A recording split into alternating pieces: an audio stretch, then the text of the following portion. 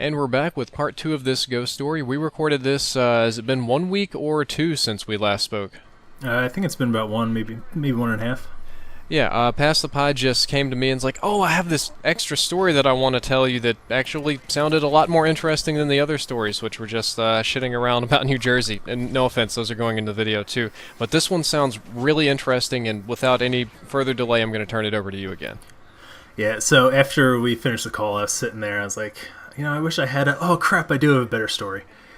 So this is not a story necessarily about me at first, so I'm going to give you the background of the story and then tell you my experiences with it. But at my undergrad university, I guess I can say it because it'll give away the details as soon as I mention it, but I went to the Catholic University of America, which is the only university in America that is funded by the Vatican, and I got my engineering degree there. But there was this room above one of the older buildings that was a chapel, and they used this room for exorcisms. And apparently, like, over time, they decided that it was getting too intense. Too many things were going wrong with the building and the people in it, and they just shut down the whole thing. Hold up, I have a question for you. I'm going to interrupt. When you say using for exorcisms, did they use these for official Catholic Church-sponsored exorcisms? Because I understood that they do somewhere like less than 10 per year of those right now. Or was this for like studying the psychology of exorcisms or training a priest to do an exorcism, or do you even know? I don't know the exact details of that. It was quite a few years before I was born. But I have to assume it was probably like a training thing or some kind of study, but it got to be too intense and things started to go wrong with the building, and apparently people started to go a little crazy in the process. The patients or the exorcisees, the priests? I think the exorcists. Yeah, now I'm stupid. Continue. And apparently there are these like very specific books on how to do exorcisms and the rites that go along with it and all the stuff like that. And they had all the different artifacts and the books and everything like sealed away in one of the rooms above the chapel. And now this building was also one of, and it still is, one of the oldest dorms on campus. So people lived there, and this is where mostly all the priests and the people who went into the religious life went for their college degrees and to get their later training and stuff like that. And apparently there was a priest that found this room, managed to get in, and ended up like going through this whole process and killing himself in the chapel.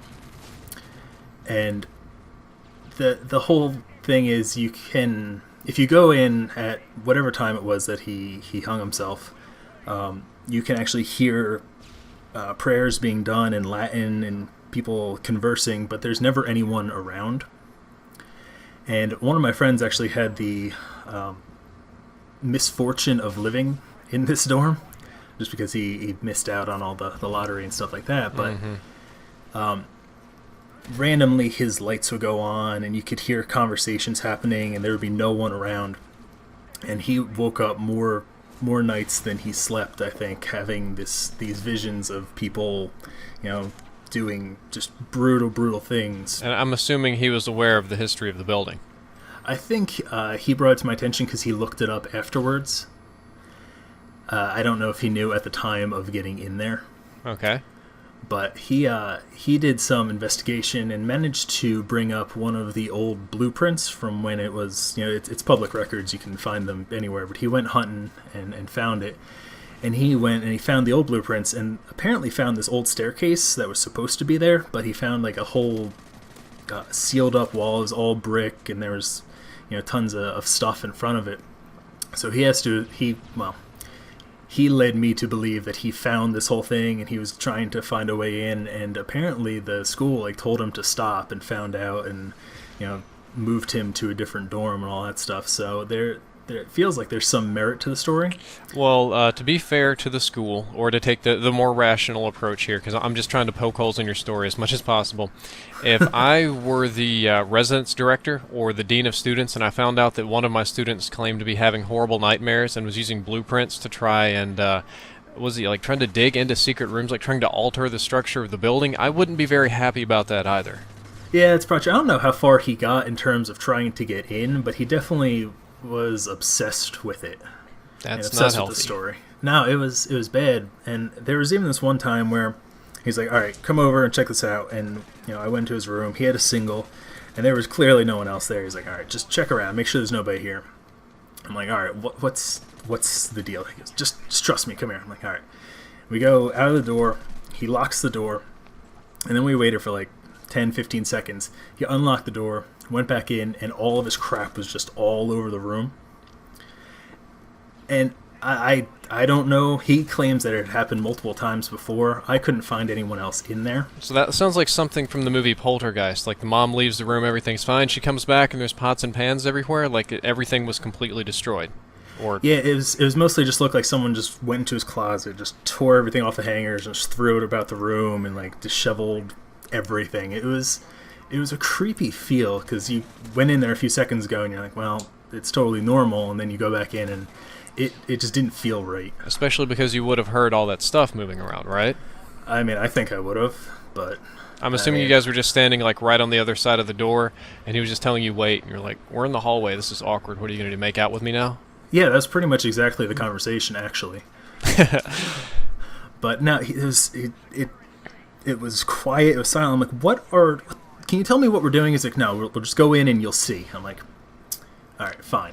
And we went in, and his crap was all over, and I couldn't find anyone in the room that could have done it. He had a single, so there's no way out. It was one of those windows that are all barred because it was in the city. It wasn't a closet that just had stuff piled up. Like he could have closed the door and popped the closet door open, and his big messy pile fell out. No, he had me check it out first. Okay. So it was like on hangers and not. Yeah, it was all he's a very OCD kind of person. Like his closet was always color coordinated practically, and everything hung up. And then to come in just a few seconds after leaving, have his crap just thrown all over was disturbing. That is disturbing that there's multiple witnesses. In one of the other ghost stories videos, I had a similar problem with stuffed animals that were rearranged to be constantly looking at me, and I did not like that feeling. I assume that you were freaked out at this point, or at least confused or concerned. At that point, I was like, have you like talked to anyone important about this that can get you out of here before something goes really wrong? Besides, you have a mess in your room. Mm-hmm. And apparently he had filed the papers and he was getting ready to move out, but he really wanted to show someone just to make sure that he wasn't crazy before he moved out. Well, that's a good sign. Normally when people seek validation that they are not crazy, and they do so in a rational manner, that's a good sign. Yeah, I was like, all right, you know what, I'll come over, and then afterwards I was like, can we go? We'll go back to my room and go play video games or something. I can't be here anymore. Yeah. Well, that is creepy. Is there any more to this story, or is that the end of it all? That's pretty much the end of my experience with it. I mean, I made sure I went and looked up, if it was exactly as all, and it was exactly as he said, and that was the same history that he gave me. So I wanted to give you a valid story compared to what somebody told me as well. So that's pretty much it. Well, that is rather creepy, and that was definitely more interesting than the first story. I'm going to edit this together, and I don't know how it's going to turn out, but hopefully it'll be very interesting, and everybody else enjoyed it. Hello, and welcome to Ghost Stories. I'm your host, Drifter, and once again, I will not be telling stories of my own. In this episode, I'll be taking guest stories. Today's guest is PassThePi. Hey, how's it going? Just fine, man. Just waiting for you to tell your ghost story here. My ghost story. Well, so in the town where I grew up, there was this quote-unquote haunted house. It was a normal house when my brother and sisters were growing up, so like the late 70s, early 80s. But by the time I was old enough to have like a clear memory of it, it had become this haunted house of the neighborhood. It was all overgrown, and there was a chain link fence around it, and you really just weren't supposed to go around it. And by the time I got old enough to like wonder what it was, I hunted around, tried to find the background story, and through enough asking questions and getting different people's stories, I managed to piece together what I think is the most accurate representation of the background. Mm-hmm. And basically the way it goes is there was this woman who found out that her husband was cheating on her, and she basically just snapped and had this nervous breakdown and developed this psychotic plan on how to get back to him and make this gorgeous like mansion of a house totally worthless. And it didn't sound right in my head until I went and like pieced together all the things, and then when we went to visit it, it kind of fell into, I don't know, what would be a haunted house. And the way it was is she had 3 kids, 2 like older kids and then 1 like infant, and she got them to separate into their different rooms to go play, and then she was taking care of the infant at the time, and her whole plan was to kill all the kids and herself before her husband got home. But the way she did it, basically she killed them all in different ways. So she went and had her son, she came behind him and ended up like slitting his throat in his bedroom while he was playing with whatever he was doing. And then after that, she went into her daughter's room and ended up suffocating her. People say it was with a pillow. Other people say, they got her from behind, but no one really knows exactly what it was. And that was how she killed her daughter. And then she went up to the attic with her infant and ended up killing the infant. I couldn't get a good answer of how they did that. And then she hung herself from the rafters. And she did this basically in a short time before her husband came home from work. And he came home and found everything, and it was just absolutely messed up and broke down. What she thought was going to happen was that he was just going to move away with the woman that he was cheating on her with, but he had like this total mental breakdown. They ended up taking him away to like this mental hospital. And Oh, I have to interrupt you here, so let me see if I can get this straight in my head. The woman in question thought that her husband would come home and see all their murdered children and be like, I don't like this, I'm moving away with my mistress, and that would just kind of be the end of everything? I guess that's what she thought. I mean, this is well before I knew anything, but don't forget, she's psychotic enough to kill all of her children, so yeah. It's not outside the question that would be her logic. But yeah, so this all happened well before I was born, and when I was old enough to be interested in it, my friends and I said, oh, well, let's go check it out, because you were supposed to go like about the time that she killed all the children, and there was this whole like, I don't know, this like town ghost story. And it was a very strange thing, because you jump the fence and the house is all overgrown and there's all graffiti in it. And basically I think what really happened was that all like the local drug dealers use that as like their dealing place or to do drugs, because no one ever went there. But we went early enough in the day that there was no one there, or at least we didn't think there was anyone there. And we didn't go into any other rooms. You walk past them, but they had been all scavenged for anything that was worthwhile. So we went up to the attic, which is where you were supposed to go to experience this, whatever it was. And it was in the middle of summer, so it was 80, 90 degrees in New Jersey at the time. So the attic should have been like the hottest room in the house by far. There's no air conditioning running or anything like that. And when we finally got up there, it was, I'd say, cold. We were wearing shorts and t-shirt, and it was definitely chilly. I kind of wish I had like a sweatshirt or something at the time. But it just didn't feel right. You kind of started to get a little like kind of vertigo, but nothing major. And then you're supposed to stand on this spot where the woman supposedly hung herself, and you're supposed to look at this window, and it had this black cloth over it, but you couldn't see it from the outside too well. It just looked like a regular window, and it was dark up there and stuff like that. But what my friends saw versus what I saw, they said they saw like this portrait of the woman holding the baby and everything like that. I thought it just kind of looked like a regular woman or a figure. I don't know. I didn't really spend too much time looking at it. Other people have said that it was like the Virgin Mary. I don't know what they were looking at. It was just, I don't know, it kind of looked like a person that was shining through this dark cloth. And if you got closer to it, there was nothing on the other side. We checked behind the cloth, and there's nothing there, but it just So it was just like a light illusion or an illusion of shadow? I don't know. I think it definitely felt like there was something weird about it, but I don't know if it was supposed to be like this woman's ghost or an image. But it looked like there was like a figure. I'd say there's kind of long hair, a little bit shapely like a woman, but I don't know how you can get that it was this woman holding her child unless you knew exactly what they were looking for and stuff like that. So I don't know. It was definitely creepy. It felt like someone was looking at you, but it wasn't like, I don't know.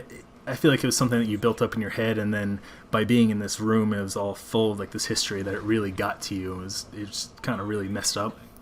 And we got to a point where it's like, all right, we're just getting the hell out of here. Like there's something not right about this. And we were running out, and some of the lights were flickering, but I don't know. I think that people just showed up to do whatever they were doing at the time. You know, the drug dealers or the homeless people who wanted to spend the night or whatever it was. Well, don't you think you would have heard them coming in and shuffling around or something, especially in a house with no appliances or no noise source? Yeah, but at the time, you know, we were sitting there thinking, our attention was fully focused on this window and trying to figure out what was going on. And we were 2 floors up, so there was a base floor, there was a second floor, and then there was the attic. And we Okay, gotcha. So we were just like, all right, we're getting the hell out of here. You know, it doesn't feel right, and we managed to get out. And I basically put it out of my mind for a while, and then I went away for college, and I came back, and they actually knocked it down and built a bank on that spot.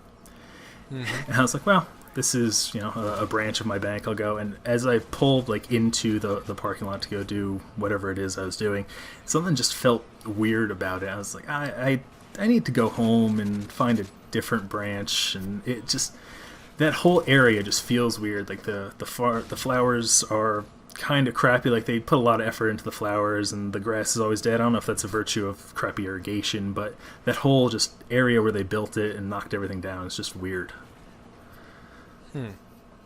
And there's never been any like follow up as to what happened to the house or why they chose that spot for the bank, other than it was probably cheap land.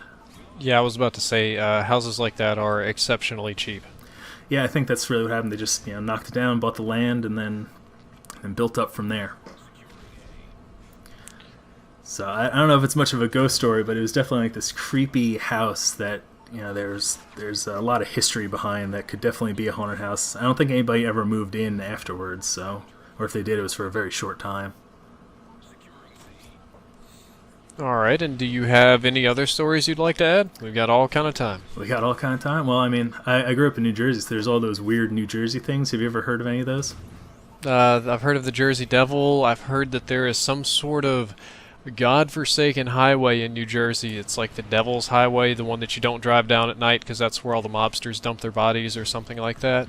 I don't know that one, but there is this one. It's called the Devil's Tree. And I didn't do this one personally, so I'm getting secondhand information from my friends. But so supposedly there's like this tree that they did like witch burnings on, like way back early in the... Wouldn't that have burned the tree down? I don't know. I'm just telling you what the story is. Okay. So they did like these witch burnings on the tree, or maybe they did stonings on the tree, like the people they thought were witches, or I don't know. Or hanging would be more likely. Hanging is a possibility, but supposedly as you get closer and closer to the tree, the temperature goes up. And so my friends drove up while it was snowing, and apparently there was like a radius around the tree where it was just completely no snow whatsoever. And you look up, like the branches were not far enough out to overhang. And supposedly my friend had the temperature up in his rearview mirror at the time. And as he drove closer and closer, like it got almost like 20 degrees warmer according to him. I don't know how true it is, but that's also the accounts that I've seen, you know, reading up on it and stuff like that. And really close to that location is a place that they call the Gates of Hell. Have you ever heard of this at all? Centralia, Pennsylvania? No, it's in New Jersey. It's up in North Jersey. Well, I know Jersey is kind of similar to hell, but well, yeah. What's the Gates of Hell? So there are these railroad tracks. Underneath them, there are these old like irrigation tunnels that they kind of have, and there's all, you know, satanic messages and very racist things written all over them from, you know, just years of graffiti. Mm-hmm. But people like try to avoid going down there because that's where a lot of, you know, shady characters hang out. There's been like supposedly KKK meetings there, and as they go deeper in the tunnels, there's always like hidden rooms supposedly of things that are filled with, you know, this different altars and things like that, and, you know, covered in the walls of different graffiti and stuff like that. And you can never see anyone going in, but apparently there's always like sounds coming out of there, and, you know, there's different smoke and stuff like that. I've never gotten up to check it out myself, but I've heard that you really don't want to go do that. Yeah, it doesn't sound like a place you want to go unless everybody has a pistol. At least I would recommend bringing like an assault shotgun. Yeah, I'll stick with the good old USAS going down there. Yeah, there you go. I mean, there's tons of ghost stories that are related to New Jersey, but I've never gotten a chance to experience a lot of them. I've been to the place where they filmed Jason, Which one? the lake where he comes out of. Camp Crystal Lake. That's the one. Yeah, Wow. I've been to that. That felt eerie. It always had that weird fog over it. That's probably why they chose it in the first place. Oh, that's absolutely why they chose it in the first place. But it was cool to go to. You can definitely see like the cabins that were over there and all that. It's in this back. It's what's it called? Oh, there's like a retreat home. It's called Mount Misery. Ugh. And if you go in, like we always went at night, and you have to drive past like this retreat home, and it's very off the beaten path. And as you drive through it, there's all graffiti and stuff like that. But there's a point on the hill where the wind sits just right that if you sit still, put the car in park, it actually makes the car feel like it's going backwards even though you're not moving at all. And it's just because of the way the fog moves past the car. It's actually a really cool thing. And it just feels creepy neat. when you're sitting there. Yeah. There's... what else? There's... that's pretty much the end story of that one. There's a lot of stuff that goes on back there. And the final one is one that I do pretty much whenever someone comes to visit me that's not from New Jersey.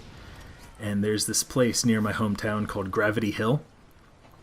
So basically what you do is you go to this hill, and you can put, they recommend you put like flour on the hood of your car. And as you get to this hill, you get to a certain point, and you put the car in neutral, and you actually do move up the hill backwards. It's really creepy, and if you're really lucky and you go out and you check the flour that you put on the hood, people have said that they've seen handprints on like the hood of the car pushing it forward.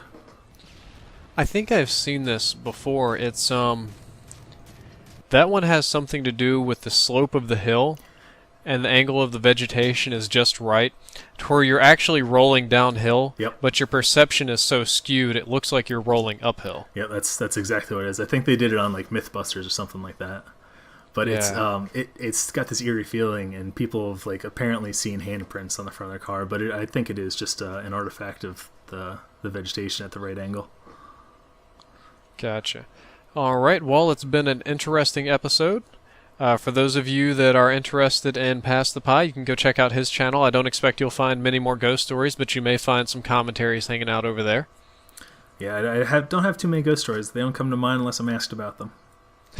All right. Well, until next time, Drifter out.